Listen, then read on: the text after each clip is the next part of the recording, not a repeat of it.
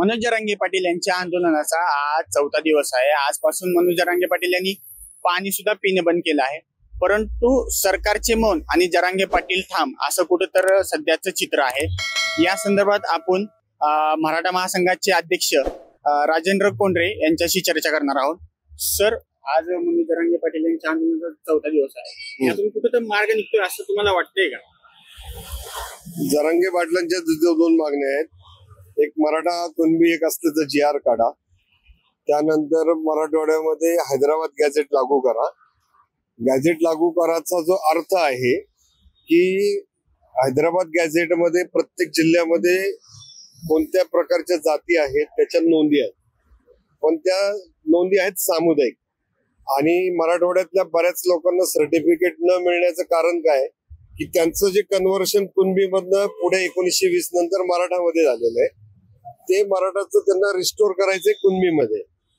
त्याच्यासाठी जी काही तांत्रिक अडचण आहे त्याच्यासाठी हैदराबाद गॅझेट हे रेफरन्स म्हणून ह्याच्यामध्ये वापरता येईल, पण हैदराबाद गॅझेट लागू करणे हा जो प्रकार आहे हा ज्येष्ठ विधितज्ञ आणि जरांगे पाटील यांच्याकडे कोण आहेत तेच त्याच्यामध्ये सांगू शकतील। परंतु 30-40 वर्षामध्ये जी प्रमाणपत्र मराठवाड्यामध्ये मिळत नव्हती ती 3263 फक्त प्रमाणपत्र 28 वर्षात मिळाली काहीतरी, परंतु 1.5-2 लाख मिळाली ती सगळी आता 2-2.5 वर्षाच्या कालावधीमध्ये मिळाली, म्हणजे तो विंडो ओपन झालाय। उर्वरित महाराष्ट्रामध्ये कुणबी प्रमाणपत्र मध्ये फारसे अडथळे नाहीये। परंतु महाराष्ट्राला परत एकदा सांगतो मी की कुणबी प्रमाणपत्र मिळाल्यानंतर त्याचा प्रत्यक्ष लाभ मिळण्यासाठी तुम्हाला परत त्याच्यात मेरिटमध्ये जाणं हे विषय आहे। आज जे आंदोलन चालू आहे त्याच्यावर राज्य शासनाने एक तोडगा त्वरित असा काढला पाहिजे की त्यांच्या ज्या सगळ्या सर्वकष मागण्या आहेत त्याच्यातनं जे पॉझिटिव्ह आणि जे चांगलं होणार आहे ते कशा पद्धतीने होईल त्याची मांडणी व्हायला पाहिजे, आणि त्यांची मांडणी होऊन मंत्री महोदयांनी त्याच्यात भाग घेऊन तो निर्णय लवकरात लवकर केला पाहिजे।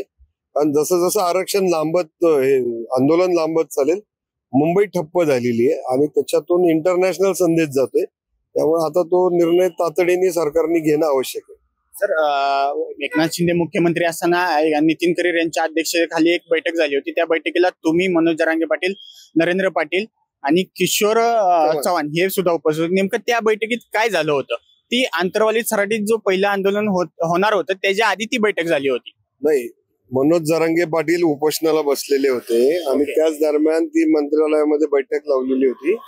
आणि बैठकीमध्ये काय होतं की मराठवाड्यातल्या 8 जिल्ह्यामध्ये तिकडं जे जुन्या हैदराबाद संस्थांमधलं आरक्षण आहे ते इकडे रिस्टोर करा म्हणून, आणि दुसरी मागणी होती की आम्हाला कुणबी प्रमाणपत्र सुरू करा। त्यावेळेस मी म्हटलं की उर्वरित महाराष्ट्रामध्ये कुणबी प्रमाणपत्र मिळायला फारशी अडचण येत नाही, रेकॉर्डच्या अँगलनी देतात, परंतु मराठवाड्यामध्ये रेव्हेन्यू डिपार्टमेंटचा जो अप्रोच आहे तो निगेटिव्ह आहे। त्यामुळं मग नितीन करीर साहेबांची समिती नेमली, त्या समितीने 3 महिन्यामध्ये काहीच काम केलं नाही आणि त्याचे जे सदस्य सचिव होते त्यांनी केलं नाही। त्यामुळं मग पुन्हा ते आंदोलन झालं। त्यावेळेस मग न्यायमूर्ती संदीप शिंदे समिती नेमली आणि त्याचा हेतू हाच होता की जात प्रमाणपत्र देण्यासाठीच्या सुधारणा, त्याचबरोबर प्रमाणपत्र लवकर मिळण्यासाठी जी कार्यपद्धती आणि त्या नोंदी शोधणे हा त्याचा पार्ट होता, आणि त्याला यश आलं। राज्यामध्ये ज्या 57 लाख नोंदी सापडल्या त्या पहिल्यापासून नोंदी तिथं होत्या, आणि त्या जवळपास 40 ते 45 कुणबीचे जे पोट जाती आहेत ते सगळ्यांचे उल्लेख आणि त्या मल्टिपल नोंदी आहेत।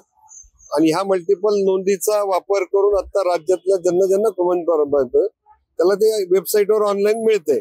त्यामुळे मराठवाड्यात जो हर्डल आहे, ज्या ठिकाणी कुणबी प्रमाणपत्र मिळण्यास अडथळे आहेत, परंतु गॅझेटमध्ये त्या ठिकाणी त्या जिल्ह्याची जर कुणबी लोकसंख्या जास्त दिसते आणि नंतर रिड्यूस झाली कमी झाली असेल तर त्या ठिकाणी जो धोरणात्मक निर्णय घ्यायचा आहे तो धोरणात्मक निर्णय म्हणजे गॅझेट लागू करणे, असं इंटरप्रिटेशन माझ्या माहितीप्रमाणे जरांगे पाटलांचं असावं।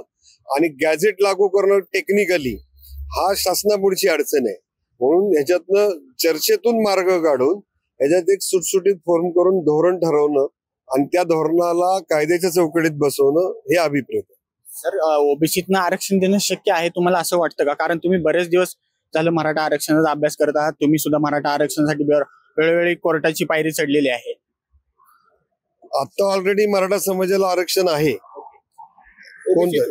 ओबीसीतून. एससीबीसी म्हणजेच ओबीसी. एससीबीसी हे खरं घटनात्मक नाव आहे, फक्त ते 50% बाहेर दिलेलं आहे. त्यामुळे आता ऑलरेडी एससीबीसी आरक्षण आहे. पूर्वीचं जे ओबीसी आहे त्याच्यामध्ये कुणबी म्हणून दोन, हे दोन्ही आरक्षण आज रोजी चालू आहेत.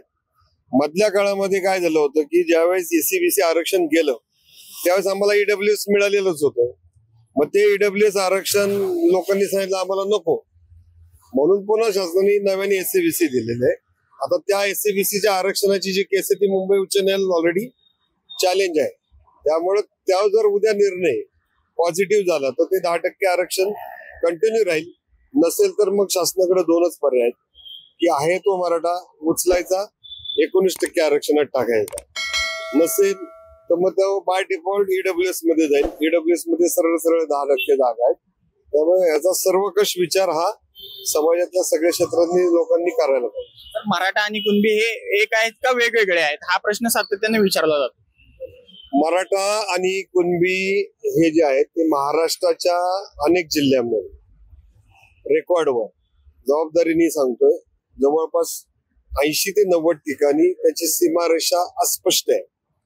म्हणजे कुणबी हाच नंतर मराठा झाला, मराठा हाच नंतर कुणबी झाला, असे सगळे रेकॉर्ड तुम्हाला गॅजेटियर पासून अनेक रेफरन्स मध्ये मिळतील. परंतु महाराष्ट्राचा एक बेल्ट असा आहे की जो सिंधुदुर्ग जिल्ह्यापासून तर कोकण बेल्ट पर्यंत पालघर जिल्ह्यामध्ये इथला जो कुणबी आहे हा मराठा कुणबी नाहीये आणि तिथला जो मराठा आहे तो मराठाच आहे. त्यामुळे तुम्हाला मराठा समाजातली राजघराण्यांपासून सरदार घराणी, सरकार घराणी, देशमुख समाज यांच्या नोंदी तुम्हाला कुणबी कधीच सापडणार नाही. त्या मराठा म्हणूनच सापडतील. आणि म्हणून ह्याच्यामध्ये ज्यांची नोंद पूर्वापार मराठा आहे ती मराठाच राहणार आहे. आणि ज्यांच्या नोंदी कुणबी आहेत पण मधल्या काळात मराठा झालेत त्यांनी स्वतःहून जर अप्लाय केलं तर राज्य शासन त्यांना कुणबीचं प्रमाणपत्र आजही देतं आणि तो ओबीसी मध्ये देतो. त्यामुळे मराठा आणि कुणबी, आता माझं गाव आहे, आमच्यातले काही कोंढरे मंडळींनी काढलेले कुणबी सर्टिफिकेट, मी नाही काढलेलं. त्यामुळं काढायचं का नाही हे शेवट त्या व्यक्तीवर अवलंबून आहे. लास्टचे 2 प्रश्न.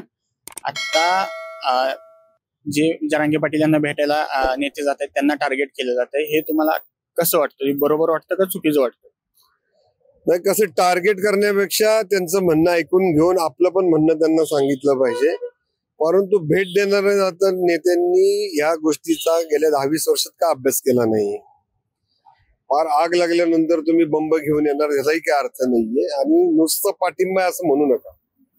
तुम्ही जेवण देणार, तुम्ही मांडव टाकून देणार, हे सगळं देणार. त्यापेक्षा कायद्याच्या चौकटीत बसणाऱ्या काय काय गोष्टी करू शकतो हे सांगा. म्हणजे त्यांचा आरोप आहे की तुम्ही सत्तेत असता तेव्हा तुम्ही आरक्षण देत नाही आणि आता भेटायला येता. काल सुप्रिया सुळे गेल्या, त्यांच्यावर पाण्याच्या बाटल्या फेकल्या. परवा दिवशी शरद पवार म्हणाले की तामिळनाडू सारखं आरक्षण वाढवून द्या. जेव्हा सत्तेत असता तेव्हा आरक्षण देत नाही हा आक्षेप घेतला जातो. बरोबरच आहे, चूक काय त्याच्यामध्ये? त्यामुळं ह्या गोष्टीचं गांभीर्य ह्या राजकीय नेत्यांनी आत्मचिंतनात न घेतलं.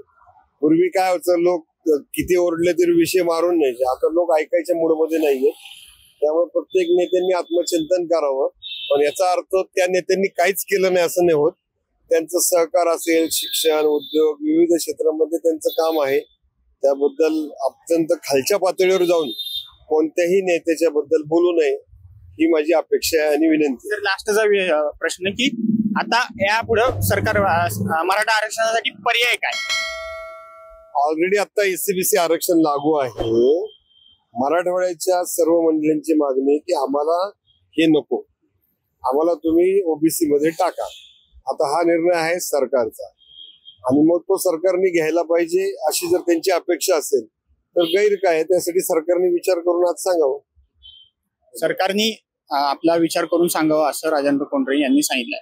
अक्षय साबळे, आपलं महानगर, पुणे.